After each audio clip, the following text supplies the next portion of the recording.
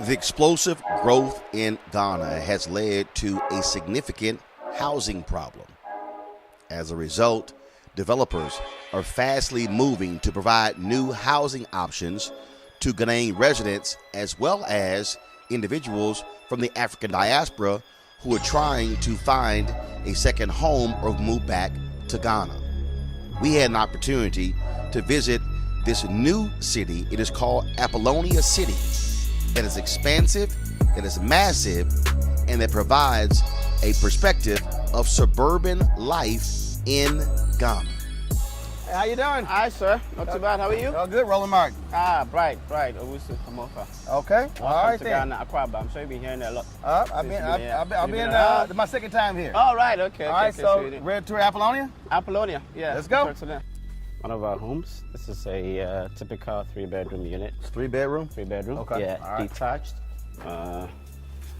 It's your living room. We've sort of designed it to be quite functional. We're targeting either young family, 2-3 kids maximum, or for older folk that are looking to retire. Because there's a lot of, I'm sure you've experienced the traffic. Right. Hustle and bustle in town, right? The few people that, if you want to move away from that, enjoy peace and quiet, nice atmosphere, nice environment, this is sort of product for you. So it's, cool. It's all in suite. This is a 1-bedroom. Yeah. So you got a lot of outlets in the room. Exactly. Yeah. That's the vistas washroom. It's your kitchen. Storage space. That opens, I think it's locked. Let me see.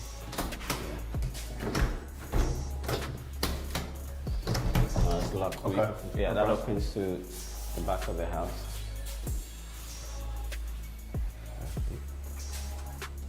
Yeah, and this is like a master bedroom. Yeah, so that would have opened to the back of the house. Where, So it's 3-bedroom, 3-bath. yeah. Okay. 3-bedroom, 3 baths. Yeah. Gotcha. Yeah. By design, not to have much yard. The backyard? Right. It's a little bit of backyard. Okay. Yeah, but not massive. If you want a much bigger backyard, so those are the ones that we've started there, which are not complete. That's the 150K. That's much bigger. It's got a bigger backyard and a bigger plot. Okay. This is on 325 square meters. This is 325. 25 square meters. Okay. Yeah. A little backyard, but not massive. Yeah. But you can still do a small barbecue over there. This is an after park, 3 cars. Yeah. But you got 2,000 acres, so Yeah. your plan is to have how many houses? 25,000. Okay. Yeah, 25,000.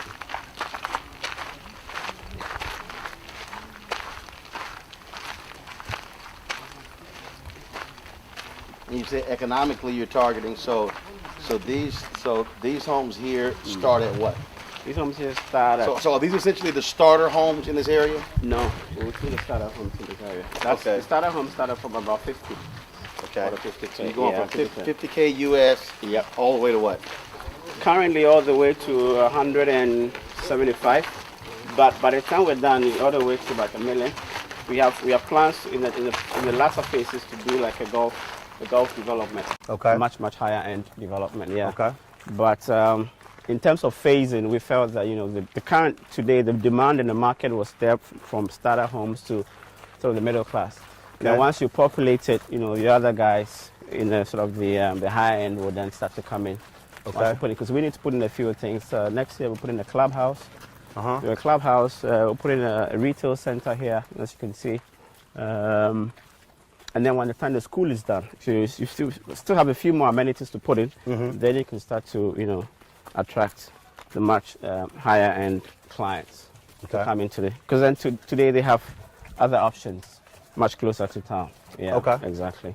Okay. That's the All plan. right. Cool. All right. Ghana has a housing deficit of about 2 million. Yeah, we have a housing deficit of about 2 million. So but the effective demand is in this sector. Most developers are doing development much closer to the center. It's very expensive and not for your average Ghanaian.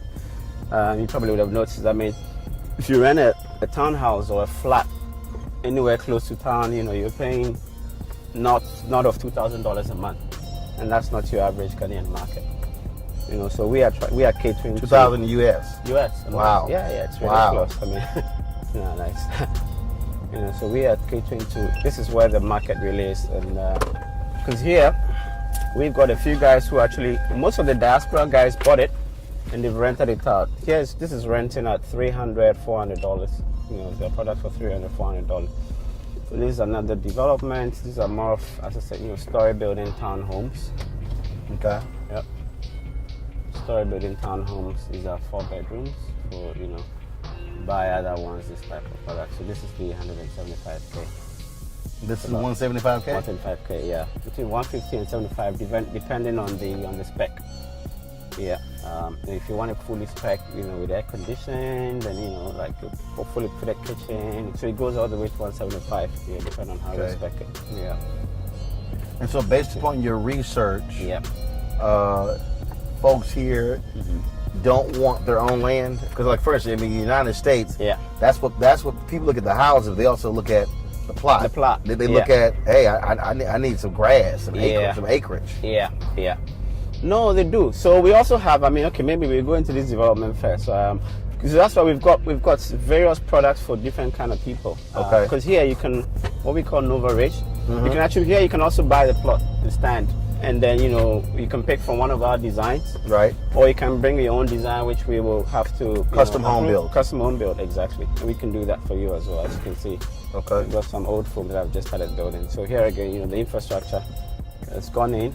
We put it in, but here we sold it in plots. Gotcha. Yeah, I mean I think it's covered, but here we sold it in plots. So as you can see, so it depends on the type of the buyer and what they really want. Turn around. And when you talk about the infrastructure, is that for you a major selling point because you don't necessarily have that in a lot of the other developments? Exactly.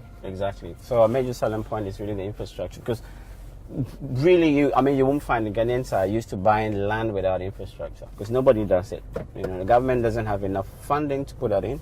I want to show you, one of the things, so I'm digressing a little bit, I thought it was important. Like with GPS, all the trees, we're very particular about the environment. So this, I had a big fight with the engineers to keep it. It's in the middle of the road, but as you can see, we've done a sort of a roundabout around it to really keep that tree. Yeah, okay. With GPS, all the trees, yeah.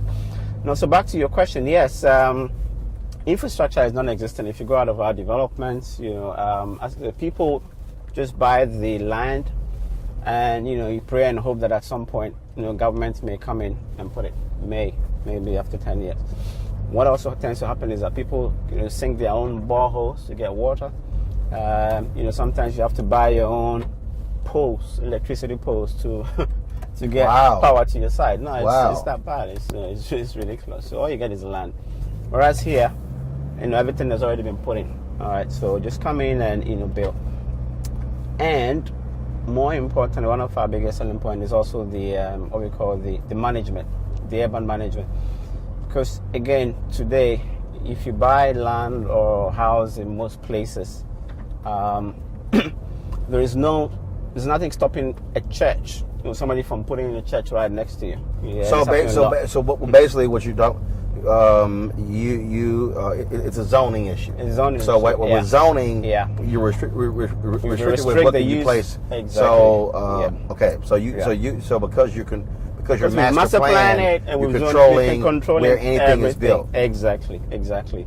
And that has its own, so many other, antecedent benefits in terms of property values. From where you're coming from, very well that the zoning, it helps to drive property values up if everybody is in the right thing. How financially?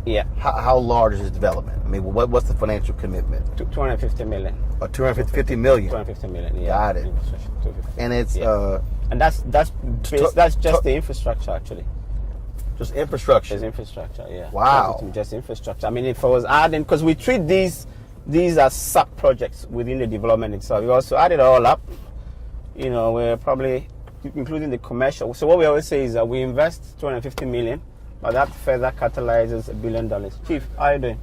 We're going to the Ghana woman side, eh? Okay, please. Can I go through? Yes, sir. Okay. That looks a bit high. Yeah, so we say that, listen, we invest in 250, but that further catalyzes, investments of up to about $1 billion, in 20 years over time. Wow. Exactly. No, so it's this, it's really, it's arguably one of the largest, housing and infrastructure projects currently going on in the country. Massive. And all Ghanaian controlled. Oh, yeah, exactly. We do have foreign share. I mean, because you do need patient capital to do this. Right. Yeah, you do need patient capital to do this. So we've got investors, actually. We have quite a number of foreign investors that are backing us. Any African American? No African American. Really? No African American. It would have been really nice to have an African American. So your investors from what countries? Actually, there's an American, actually. Frank Mode. Hi, do. Oh, this is closed? Oh, you moved it. Okay. Oh, I see. We could just keep buying our show houses, man. So you finished that one now? That's also finished. Perfect. Okay. New Zealand, Norwegian, American, and a British investor. And are you hopeful that African Americans will see the potential, definitely, and invest in the country, and also be able to benefit financially? Definitely. Yeah, there's a massive upside. And again, like I said, because African Americans, again, what you're seeing here, as much as we probably like to take credit for, it's not new. I mean, from where you're coming from, everything I'm saying is, it's not new to you. This is the master plan development community. Exactly, yeah, which you don't find in our part of the world. Yeah, but also you don't. To be perfectly truthful, you're not finding a lot of African Americans who are part of master plan communities in the United States. So he has opportunity here. Okay. Well, why is that? Why is that the case? What do you think? It's a matter of being frozen out, lack of access to capital, things along those lines. Right. Yep. Yeah. All right. So this is your typical starter home. So this is a starter home. This is a starter home. Okay. 50K. You can go around, as you can see, furnished it. You've got a small kitchen there. This one also. We designed it such that you can expand. You have to the back. This is gas. Yes, that's gas. Yeah. All right. So it's a bigger backyard than the other one. But because you can actually redesign it to be expanded, so as so the home can be expanded. The home can expand, exactly. As your income level goes up, your family size increases, you can actually add a second and a third bedroom. Okay. So how many bedrooms here? This is actually a one bedroom. Got it. Exactly. Got it. This is a one bedroom. One bedroom. Okay. Yeah. One bedroom suite. I'll show you where you can break in and expand.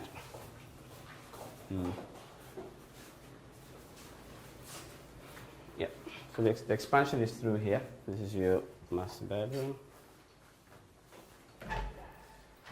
Okay, that's your bathroom. Shower. Take it to your place. What? Glass around here. Yeah, exactly. Glass around that. And then, so you've got another washroom here for visitors. Okay. Yeah, and then this is for the future expansion.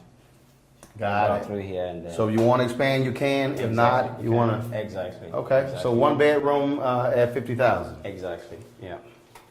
But again, it's big enough. But again, 60 square meters. But again, what you're saying is that in the city, they're spending $2,000 a month. Yep. So basically, you spend. Because I was talking to Michelle, and she said here you got to pay a year in advance. A year in advance, yeah. So that means if you're staying here for a year, you just dropped $25,000. Exactly. Yeah. And a lot of what I said to people. So that's half the total price of this. And you actually own this. You're not renting.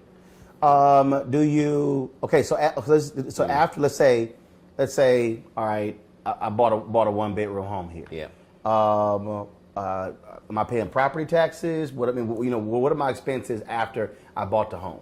After expenses after it's the service charge, because it's it's what we call a gated community, it's a planned community. Right. You pay a service charge for landscaping, to maintain security, and that's. So light bill, am I paying? Of course, you're gonna and then utilities as well. So utilities is which you pay everywhere else anyway. Right. Well, exactly. But am I paying a company? Am I paying you guys that? No, you're paying there's a utility company there. So if I had to estimate again, landscaping, basically homeowner association fees, light, gas. Yeah. What you expect on a monthly basis, roughly? Yeah. What would that be per month? Per month, yeah, just on the average. Yeah, probably $100, $150, $100 to $150. U.S. or city? Yeah, no. Dollars. I converted it already. Yeah. Okay. Yep. Got it. Yeah. A month. So do you also expect, because you talk about the housing shortage as you're going on, because you said already people are renting it out for year return. Yeah, exactly. Yeah. So I take it you expect a lot of people to be doing Airbnb. Airbnb, yeah, over time when the community builds up. Yeah. Gotcha. Yeah, short stay, long stay. But we have a lot of, as I said, the quite a number of people who don't necessarily want to be in crazy part of town. They just, they're coming back home, they want their peace of mind. So this is their preference. They're the guys that we're trying to cater to now. But over time, because the whole idea is to have what we call a live, work, and play environment. If you've got 100,000 people, they've got to play somewhere, they've got to work somewhere. Gotcha. They've got to eat. Yeah. So we're putting all. What are your so as you're building this? Yeah. How long do you think it'll be when you reach that develop the I won't say maximum capacity, but when you reach, let's say, really, like critical mass. Critical mass. Yeah. I think over the next 5 to 7 years. Mm-hmm. Yeah, we think over the next 5 to 7 years, that's where we're going to hit critical mass. It's usually like that, right? The beginning is usually the most difficult, right. Trying to explain the concept and what we're trying to do. But you get to a certain point, you're 3 or 4, and then the growth becomes exponential. Gotcha. Becomes exponential. Yeah, as I said, once the shopping center comes in, once you have it, and right. Then that way you can just go right there, everything is there. Exactly. How are folks financing the houses? So are they paying outright? So is there any financing mechanism to be able? So like say if you want to buy this house but you don't have $50,000 in cash, can you just say, okay, I have half and then pay on that? Yeah, we have a lot of what we call flexible payment plans, but it's nowhere near adequate, right? Because we don't have a vibrant mortgage industry. So, as a developer, the maximum we can do is 24 months. So some people that want to pay. Yeah, but 24. So 24 months. Yeah, but 24 months is if I come in and I give you $25,000 on this $50,000 home. Exactly. I got 25 left. I'm paying $12,500 a year. So basically, I can pay you $1,000 a month for the next 2 years, and my stuff is paid off. Exactly, and then you own the property. It's yours. Yeah. But if you wanted to take a mortgage, we do have partnership with some mortgage institutions as well, where you can take it over. You can pay over 15 to 20 years. You think that is, again, we talk about opportunities for African Americans by not really having a mortgage industry. That's an area. Massive, I always tell my folks in the U.S. that listen, because you guys can get loans and facilities for 5-6%, sometimes even cheaper. That is a massive opportunity. That's a massive. Our GDP, mortgage to GDP ratio is less than 1%. One of the lowest in the world, less than 1%. That's a massive opportunity right there. I already said there's a deficit of 2 million, right? So if you just do the math, if you can get cheap financing, there are a lot of people, even focusing on America, right? African Americans, Ghanaians who are living there who are now Americans, and, because I think our financing is usually about trust, right? So if you can come up with a product where people can, take these facilities and pay easily over there, knowing very well that at the end of the day they have property back home, it's a massive opportunity. So really, it's really what you're saying is that, if you got a black bank in the United States, exactly, and so let's say if you say, let's say if you tell folks, here are our preferred lenders. Somebody, an African American or a Ghanaian who's living there, or anyone else, they can literally go to that bank and say, I want to finance. The mortgage of this home in Ghana, and they will simply be paying that bank there, and then using that money to buy it here. To buy here, exactly. So there's not requiring somebody to actually move here to set up a mortgage company. Mortgage company. That's something you can actually do it right there. It can be done there. Got it. And there's definitely a market. There's a captive market. There's so many. African American population is big. Ghanaian population is big. Nigerians, everybody. I speak to a lot of them, and everybody wants to own a home. the financing is always usually the issue. Not how many people can really come and do a down payment of 25K. But if there was a product like that, I can see, a situation whereby we can actually sell in volumes. Yeah. Especially when you're talking about here. I mean, if you take a young person who moves over here or whatever, look, they don't have a family. Exactly. I mean, at the end of the day, I mean, look, when you talk about a one bedroom, an apartment is going to cost you a crazy amount of money. Exactly. And having infrastructure and all those things along those lines. So you're right. Once the amenities come in, so it's a no-brainer. Okay. Yeah. All right. Because then we also benefit from, if you come at it's coming at this time as well, you benefit from, the capital appreciation. Because these properties are worth 50K, but in another 5 years, it's probably going to be worth, double? Yeah, the value is going to double. So, by the time so you buy this, all of a sudden you absolutely sell it. And yep, you're selling it, at 100% profit. And then maybe getting the second one. Yeah. No, there are a lot of opportunities here, particularly in real estate. So on the 2,100 acres, it goes 25,000 units. Yeah. Okay. Exactly. Yeah. All right. Keep going with the tour. The master plan was actually done by an American company called Skidmore, Owen and Merrill, one of the largest master planning firms in the world. So, which is why 30% of the entire development is dedicated towards greenery. Okay. That's another thing that you don't see. I say Accra is becoming a bit of a concrete jungle. Developing everywhere else, but that's the beauty of having a master plan, proper master plan. Yeah. Now, when did you start this project? When did you start? When did you conceive it and begin to develop it? Somewhere in 2013. Yeah.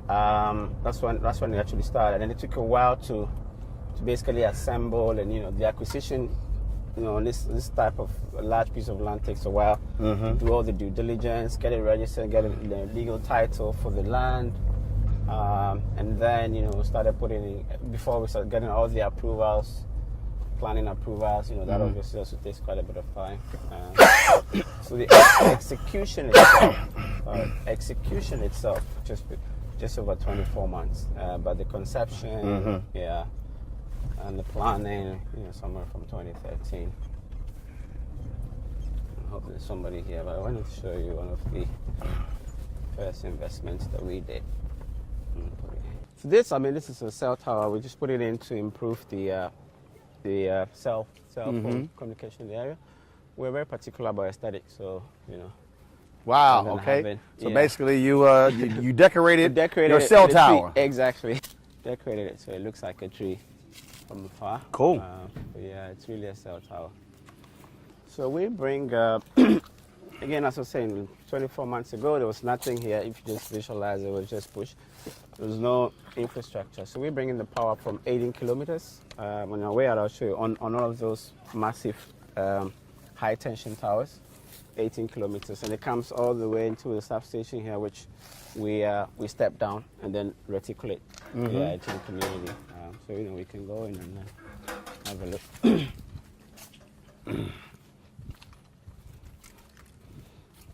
As I was saying, bearing in mind the whole idea is infrastructure and reliability. That's the other thing that we tend to struggle quite a bit with in the closer to town and the already built up areas. Again, because of the lack of planning, areas that were originally designed for residential are now becoming commercial, and that puts a lot of strain on the existing infrastructure, and so that is what causes a lot of power outages, and whatever. But here, because we've master planned and engineered every square meter of land, every square meter of use, we know the exact right amount of power to put in. So this is designed it for a 60 megawatt substation. We put in the first 20 to serve the community, and as demand increases, we're going to put in another 20 and another 20, and then we'll build another 60. So overall, we've designed the city to have 120 megawatts of power.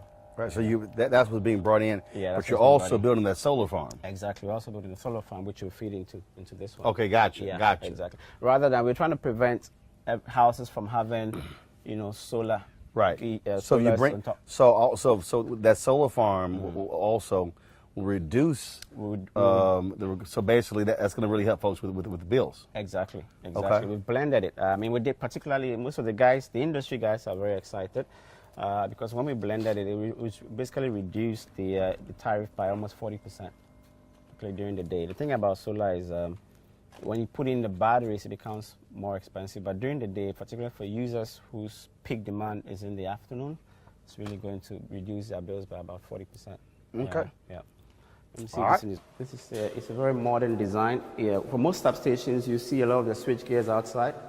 These ones, we brought it inside. It's all right. All right. Yeah. And as you can see, we've got mobile 1, mobile 2. So we put in 2 lines. Yeah, just to ensure and make sure there is always. This is the current. The one that's red is what is on now. But there's always a backup just in case that goes off. It just switches automatically. And again, our selling point is to provide reliable power, reliable water, good infrastructure. That's what we're selling. All right. That's part of time. Yeah. Cool. All right. Well, infrastructure, it clearly is. I mean, that's at the end of the day, reliable infrastructure is what people are concerned about. Exactly. Power being knocked out. Yeah. I mean, look, I can tell you in the United States, my wife hates septic tanks. Yeah. So there, where we live in Northern Virginia with the septic tank, that thing would go off in the middle of the night, we'd turn the switch off, and it drove her crazy. And so her deal is like, look, I mean, it was a 10,000 square foot house on 4.5 acres. It was further out, but she was like, hey, I want that stuff on the ground. I'm not trying to worry about whether the tank is full. Exactly. Now I got to get cleaned out, stuff like that. Exactly. All right, cool. I appreciate it. All right, thanks so much. Good luck with it. Good luck. All right, then. Once we left Apollonia City, we then took a tour of Airport Hills, a high-end housing neighborhood that had gorgeous homes. Folks, trust me, for a moment there, I thought we were in Beverly Hills and not Ghana. Knowing that I was leaving the next day, I had to see Christina at Charisma to check out the outfits that I had ordered.